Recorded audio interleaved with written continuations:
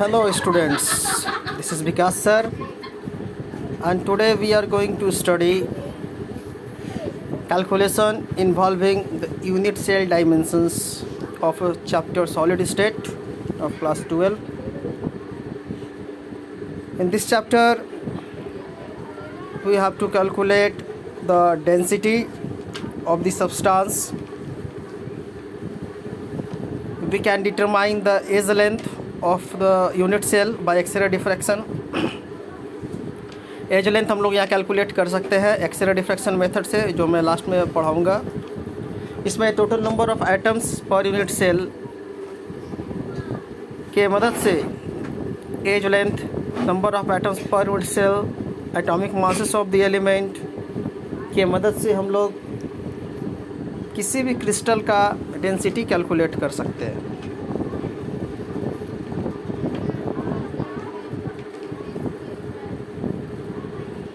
देखेंगे हम लोग यहाँ पर edge of a cubic unit cell हम लोग मान लिए है a picometre.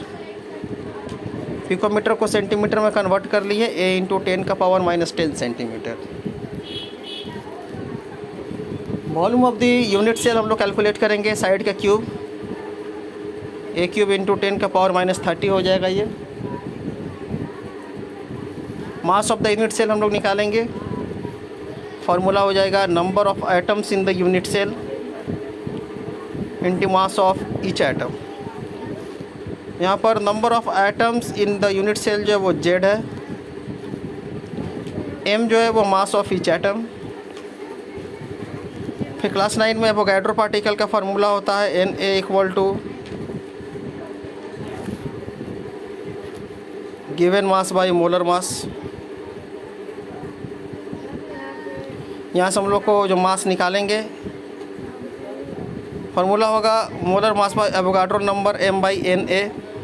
m by N A हम लोग यहाँ पर पुट करेंगे. सिंपल सा फार्मूला है density equal to mass by volume.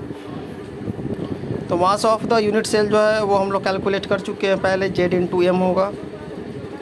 Volume भी हम लोगों ने कैलकुलेट कर चुका है, ए क्यूब इंटू 10⁻⁻30 होगा. अब यहाँ पर स्मॉल m जो है, स्मॉल m का वैल्यू भी हम लोग यहाँ पर कैलकुलेट कर रखे हैं.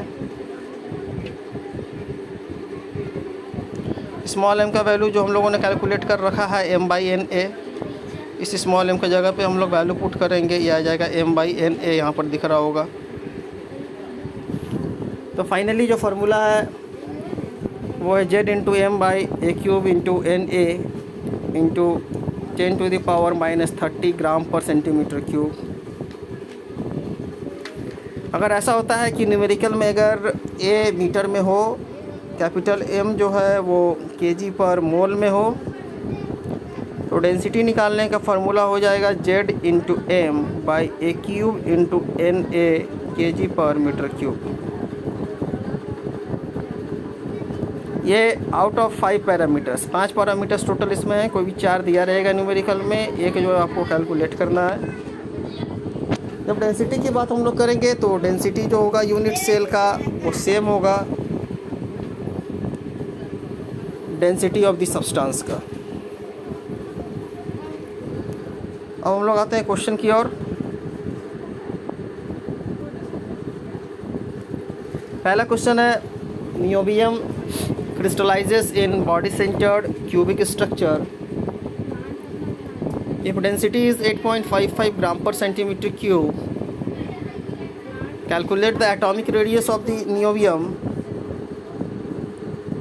Atomic mass of the niobium is given here 92.91.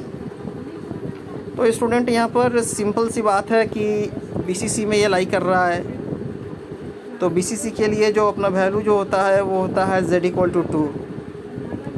तो एक चीज़ तो मिल गया है, z का वैल्यू 2 हम लोग को.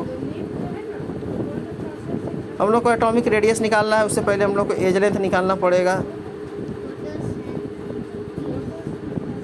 डेंसिटी का फार्मूला है z into M by a cube into N A into 10⁻⁻30 gram per centimetre cube.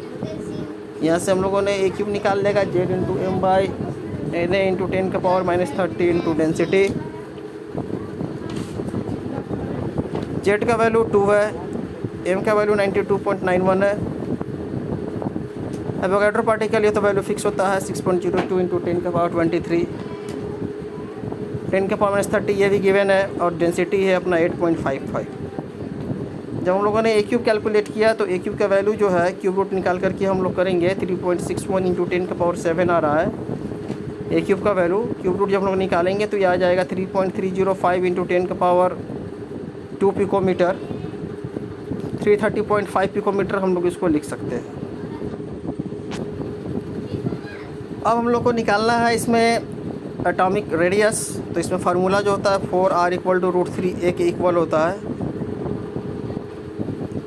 ए का वैल्यू 330.5 है, आर निकाल लेंगे तो 4 से डिवाइड करना पड़ेगा पूरे वैल्यू को। 4 से डिवाइड करने के बाद आंसर आएगा 143 पिकोमीटर। तो जो एटॉमिक रेडियस है नियोबियम का वो आ जाएगा 143 पिकोमीटर। नेक्स्ट क्वेश्चन है an element having atomic mass 52, atomic mass आपको यहाँ पर दिया हुआ है 52। अगेन ये बीसीसी में दिख रहा होगा, जेड का वैल्यू हो जाएगा 2। With cell edge of, edge length भी अपना गिवन है यहाँ पे 288 पिकोमीटर। डेंसिटी की बात करेंगे तो एलिमेंट की डेंसिटी भी अपने को मालूम है यहाँ पर 7.2 ग्राम पर सेंटीमीटर क्यूब। इस बार जो हमें कैलकुलेट करना है वो एवोगैड्रो नंबर जो है वो कितना होगा। तो एज लेंथ हम लोग का है यूनिट सेल का 288 पिकोमीटर, कन्वर्ट कर लिए हम लोग सेंटीमीटर में, 288 इंटू 10 का पावर -10 सेंटीमीटर। वॉल्यूम निकाल लेंगे, साइड का क्यूब आ जाएगा, क्यूब करने के बाद value 23.9 into 10 to the power -24। अब ये जो है बीसीसी में है, तो बीसीसी में अभी बताएं हम जेड का वैल्यू जो है वो 2 पुट करना है, number of atoms per unit cell. तो mass of the unit cell जब निकालेंगे हम लोग तो 2 इंटू 52 हो जाएगा, और एवोगैड्रो पार्टिकल से हम लोग डिवाइड कर देंगे, ये हो जाएगा एक यूनिट सेल का मास। डेंसिटी का बात करेंगे हम लोग तो density equal to mass by volume हो जाएगा। मास ऑलरेडी हम लोगों ने निकाल चुका है 2 इंटू 52 बाई NA। वॉल्यूम जो है वो है 23.9 इंटू 10 का पावर -24 सेंटीमीटर क्यूब। या डायरेक्टली भी हम लोग डेंसिटी का फार्मूला में पुट करेंगे, यही वैल्यू आएगा। यह डेंसिटी 7.2 के इक्वल है, क्वेश्चन में दिया हुआ है 7.2 ग्राम पर सेंटीमीटर क्यूब के इक्विवेलेंट है। जब हम लोग यहाँ पर NA कैलकुलेट करेंगे ये वैल्यू कुछ एवोगैड्रो नंबर ऑफ पार्टिकल्स के लगभग बराबर आ जाएगा 6.04 इंटू 10 का पावर 23, जो कि फाइनल आंसर है ये। Next question, element having atomic mass 60 has FCC। FCC बोला है इस बार स्टूडेंट, तो FCC के लिए यहाँ पर तो कैलकुलेट किया हुआ है 4, बट हम लोग डायरेक्ट भी पुट कर सकते हैं जेड का वैल्यू 4।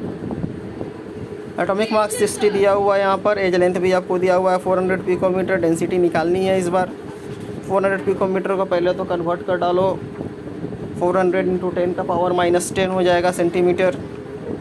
वॉल्यूम निकाल देंगे, साइड का क्यूब, वैल्यू आ जाएगा 64 इंटू 10 का पावर -24 सेंटीमीटर क्यूब। जेड तो 4 होता है, पहले भी हम लोगों ने कैलकुलेट किया है। मास ऑफ वन एटम की अगर हम लोग बात करें तो molar mass by Avogadro number, molar mass हम लोग का है 60 दिया हुआ है। एवोगैड्रो नंबर तो भैया फिक्स होता है 6.02 इंटू 10 का पावर 23, सोचना ही नहीं है इसमें। Mass of the unit cell निकालेंगे हम लोग, number of atoms in unit cell into mass of each atom. तो जेड का वैल्यू 4 है, हम लोग 4 से मल्टीप्लाई करेंगे, पूरे यूनिट सेल का मास निकल जाएगा, पूरे यूनिट सेल का मास यहाँ पर निकलेगा। फिर हम लोग डेंसिटी वाली फार्मूला बैठाएंगे, mass by volume. Mass already मालूम है हम लोग को 4 इंटू 60 बाई 6.02 इंटू 10 का पावर 23। वॉल्यूम भी अपने को पता है 64 इंटू 10 का पावर -24। जब हम लोग इसे सॉल्व करेंगे तो फाइनल आंसर आ जाएगा 6.2 ग्राम पर सेंटीमीटर क्यूब। ये डेंसिटी यूनिट सेल का हम लोग कैलकुलेट कर लिए हैं। नेक्स्ट है iron has body centred cubic lattice. Body centred बोला जा रहा है। एज लेंथ यूनिट सेल का जो है वो 286 पिकोमीटर है। तो रेडियस हम लोग को निकालना है। रेडियस निकालने के लिए जो फार्मूला होता है वो है 4r equal to √3 into edge length, √3a। 4r equal to BCC के लिए फार्मूला √3 एक जगह पे पुट कर देंगे, हम लोग का वैल्यू है 286। जब r हम लोग कैलकुलेट करेंगे तो √3 का वैल्यू हो जाएगा 1.732 इंटू 286 डिवाइडेड बाई 4 कर देंगे। कैंसिल करने के बाद फाइनल आंसर जो है वो हो जाएगा 124 पिकोमीटर। ये फाइनल आंसर हो जाएगा हम लोग का एटॉमिक रेडियस निकालने का। ये जो क्वेश्चन लास्ट वाली जो मैं डिस्कस कर रहा हूँ, ये CBSE पॉइंट ऑफ व्यू के लिए बहुत इंपॉर्टेंट क्वेश्चन कई बार आ भी चुका है। ये an element with molar mass दिया हुआ है 2.7 इंटू 10⁻⁻² kg पर मोल, 2.7 इंटू 10⁻⁻² kg पर मोल ये दिया हुआ है। क्यूबिक यूनिट सेल बना रहा है, किस तरह का बना रहा है हमें पता नहीं है। एज लेंथ आपको 405 पिकोमीटर दिया हुआ है, डेंसिटी भी दिया हुआ है 2.7 इंटू 10⁻³ kg पर मीटर क्यूब। हम लोग को नेचर निकालना है, तो नेचर कैसे पहचानेंगे? अगर Z1 आ गया तो सिंपल क्यूबिक, Z2 आ गया BCC बॉडी सेंटर्ड और Z3 आ गया तो अपना ये फेस सेंटर्ड हो जाएगा। वही हम लोग कैलकुलेट करना है। सॉरी, Z4 आ गया तो फेस सेंटर हो गया। तो हम लोग कैलकुलेट कर लेते हैं अभी इसे। डेंसिटी 2.7 इंटू 10⁻³ kg पर मीटर क्यूब दिया हुआ है। मोलर मास 2.7 इंटू 10⁻⁻² kg पर मोल दिया हुआ है। एज लेंथ भी गिवन है अपना 405 पिकोमीटर, इसको मीटर में कन्वर्ट कर लेंगे। 405 इंटू 10⁻12 मीटर हो जाएगा। यही सेंटीमीटर में करना रहता तो 10⁻10 सेंटीमीटर करते हैं। डेंसिटी निकालेंगे हम लोग Z into M by A³ into N, direct formula बैठाएंगे। यहाँ पर Z को हम लोग फ्री कर लेंगे। Z को फ्री करने के बाद ये आ जाएगा D into A³ into NA by M। तो अपने को D मालूम है, A³ भी मालूम है, यहाँ पर एवोगैड्रो नंबर भी मालूम है, M भी मालूम है। जब इसे हम लोग कैलकुलेट करेंगे तो ये लगभग 3.9 या 3.98 ऐसा समथिंग आएगा। इससे हम लोग अप्रॉक्स 4 लिख देंगे तो इससे नेचर पता चल जाएगा कि अपना जो क्यूबिक सेल बन रहा है वो फेस क्यूबिक सेंटर्ड बन रहा है। तो आज के वीडियो में स्टूडेंट्स हम लोगों ने डेंसिटी कैसे निकालते हैं वो देखा। डेंसिटी के फार्मूला भी हम लोगों ने देख लिया, एक्सप्लेनेशन। कुछ क्वेश्चन आप लोग इसे ट्राई करो NCERT की CBSE पॉइंट ऑफ व्यू के लिए। नेक्स्ट वीडियो में जो कुछ थ्योरेटिकल पार्ट इस चैप्टर के बच गए हैं उसे मैं डिस्कस करूँगा। आज के लिए इतना ही। Thank you, good night.